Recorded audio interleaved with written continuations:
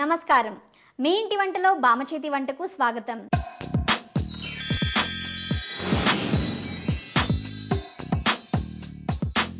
ఇప్పటి వంటల రుచుల కంటే అప్పటి వంటల రుచులే వేరు.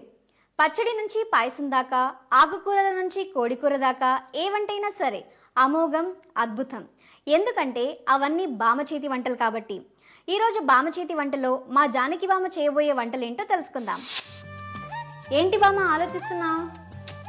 ఏం లేదే, ఇప్పుడు ఫట్ పన్నీర్ చేద్దామా, చిక్ చిక్ పన్నీర్ చేద్దామా అని ఆలోచిస్తున్నాను. అదేంటి బామ్మ, చంద్రముఖినో నాగవల్లినో బంధించే మంత్రాల్లో ఉన్నాయి? మంత్రాలు కాదు, చింతకాయలు కాదు, ఇవి మోడర్న్ వంటల పేర్లు. ఇవి వంటల పేర్లా? ఫట్ పన్నీర్ని ఇండియన్ ఉల్లితో, చైనీస్ సోయా మిక్స్తో, రష్యన్ స్టైల్లో కిందకి దించి నేల మీద పడేసి గాల్లో ఆరేసి పొయ్యి మీద పడేస్తే క్షణంలో అయిపోతుంది. చేయమంటావా? వద్దొద్దు బామ్మ, వినడానికే అదలా ఉంది. తింటే ఏమైపోతాను? ఏం చేస్తాం, నీకు ఆ వంటలు తినే అదృష్టం లేదు. బామ్మ నీకు నమస్కారం. గాల్లో ఆరేసి పొయ్యి మీద పడేసే వంటలు నాకొద్దు. మన వంటలు చక్కగా చేసి చూపించి నేర్చుకుంటాను. అంతేనంటావా? సరే మరి పద, ఏం చేస్తాం, నీకు అదృష్టం లేదు, పద. అవును బామ్మ, నీ చిన్నప్పటి నుంచి హాబీస్ ఏంటి? చిన్నప్పటి నుంచి అంటే చాలా ఉన్నాయి, కానీ ఇప్పుడైతే చాలా చాలా హ్యాపీస్ ఉన్నాయి నాకు. అవునా? అయితే వాటిలో నుంచి కొన్ని చెప్పవా? నేను చాలా చెబుదాం అనుకున్నాను, నువ్వు కొన్నే చెప్పు అడిగావు కాబట్టి అయితే కొన్నే చెప్తాను. పొద్దున లేవగానే ఇంగ్లీష్ ఛానల్ పెట్టుకొని చాల్పో గారి యోగా చూసి యోగా చేస్తాను. ఓహో. తర్వాత? తర్వాత ఫీకా తాగుతాను. ఫీకానా? ఇదేంటి? అదేనమ్మా, కాఫీని తిరగేసానులే, కొంచెం వెరైటీ కావాలి కదా అందుకు. నువ్వు దేన్నైనా తిరిగేస్తావు బామ్మ. సర్లే, చాలు ఇంక చెప్పమంటే ఇంకేవో చెప్తున్నావు కానీ వంట స్టార్ట్ చేద్దాం. సరేనమ్మా. ఏ వంట చేస్తున్నావు ఇంతకి? ఈరోజు నేను ములక్కాయ పెసరపప్పు చారు.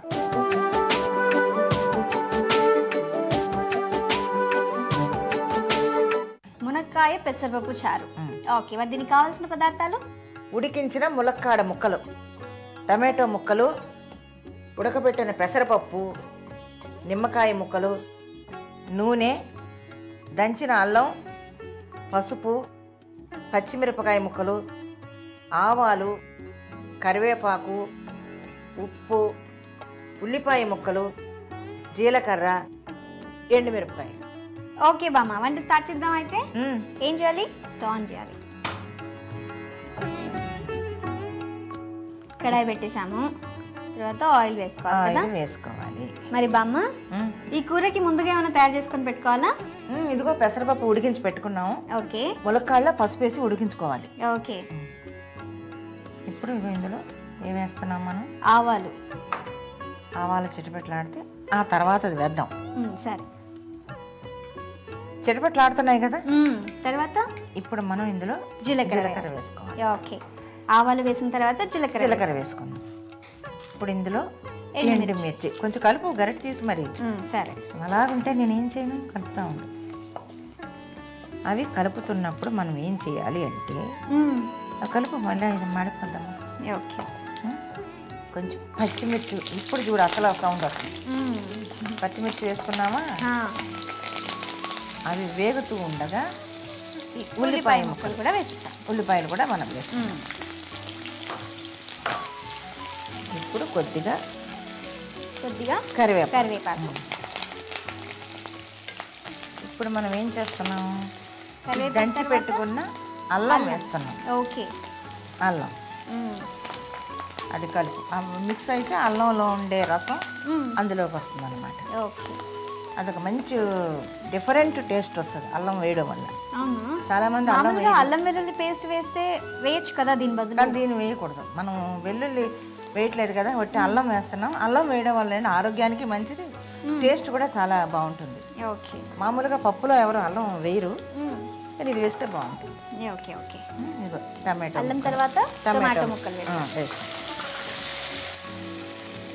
ఇప్పుడు మనం ఇందులో పెసరపప్పు వేస్తున్నాం. కలుపు ముద్దలాగా ఉంటుంది. మరి కొంచెం నీళ్ళు కూడా పోసుకోవాలి మనం ఇందులో.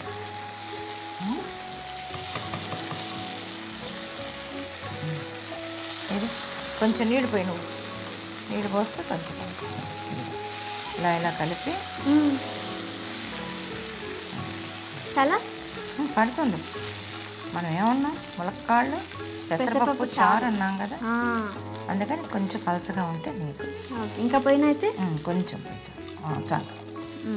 ఓకే, నువ్వు కలుపుతూ ఉండు, నేను మిగతా సామాన్లు వేస్తూ ఉంటాను, సరేనా? అది ఆ ఉండలు లేకుండా అలాగా ఇలా కలపాలి. అలా కలుపుతూ ఉండు నువ్వు. నేను ఈ తర్వాత నెక్స్ట్ ఏమయ్యాలో ఇంకో స్పూన్ అనుకో. ఇంకో స్పూను అదిగో.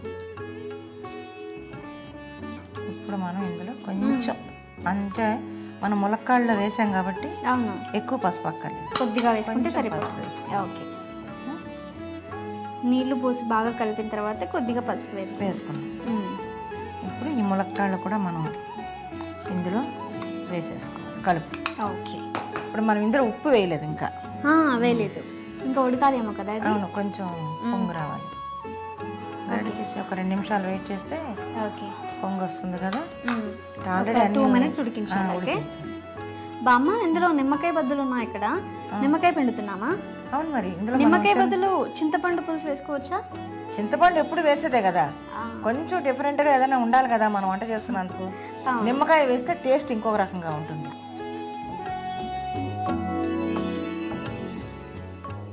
ఇప్పుడు నువ్వు దీన్ని కలుపుతూ ఉండు. తర్వాత ఏమేయాలి? నేను తర్వాత ఉప్పు వేస్తున్నాను.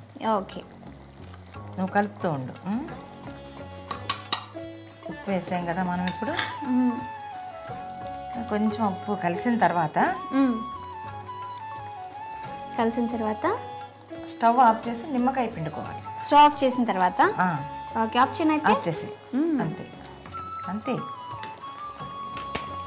ఆఫ్ చేసా. అదిగో, ఎక్కువ కావాలంటే ఇంకొక చెక్క పిండుకోవచ్చు, లేకపోతే అది చాలు. ఆల్రెడీ మనం టమాటోలు వేసాం కదా, అందుకని చాలు. ఒకసారి కలుపుదామా? అంతే అంతే, సర్వింగ్ బౌల్లోకి తీసుకుందాం. జాగ్రత్త, మీద పోసేస్తావు. లేదు లేదు, నేను పైన. చాలు. మునక్కాడల పెసరపప్పు చారు రెడీ అయిపోయింది కదా. మునక్కాడల పెసరపప్పు చారు తయారైంది. మరి దీనికి కావలసిన పదార్థాలు, తయారు చేసుకునే విధానం మరొకసారి చూద్దాం. ములక్కాడల పెసరపప్పు చారు కావలసిన పదార్థాలు: ఉడికించిన పెసరపప్పు, ఉడికించిన ములక్కాడ ముక్కలు, దంచిన అల్లం, ఉల్లిపాయ ముక్కలు, ఆవాలు, జీలకర్ర, నూనె, పచ్చిమిర్చి ముక్కలు, కరివేపాకు, ఎండుమిర్చి, టమాటా ముక్కలు, పసుపు, ఉప్పు, నిమ్మకాయలు. తయారు చేసే పద్ధతి: స్టవ్ ఆన్ చేసి కడాయి పెట్టి అందులో నూనె వేసి వేడి చేయాలి. నూనె వేడి అయిన తర్వాత ఆవాలు, జీలకర్ర, ఎండుమిర్చి, పచ్చిమిర్చి ముక్కలు, ఉల్లిపాయ ముక్కలు వేసి వేగించాలి. వేగిన తర్వాత కరివేపాకు, దంచిన అల్లం, టమాటా ముక్కలు, ఉడికించిన పెసరపప్పు ముద్ద, కొద్దిగా నీళ్లు వేసి బాగా కలిపి పసుపు, ఉడికించిన ములక్కాడ ముక్కలు వేసి 2 minutes ఉడికించాలి. ఉడికిన తరువాత తగినంత ఉప్పు వేసి స్టవ్ ఆఫ్ చేసుకొని నిమ్మరసం వేసి బాగా కలిపి సర్వింగ్ బౌల్లోకి తీసుకొని సర్వ్ చేసుకోవాలి. అంతే, ములక్కాడల పెసరపప్పు చారు రెడీ.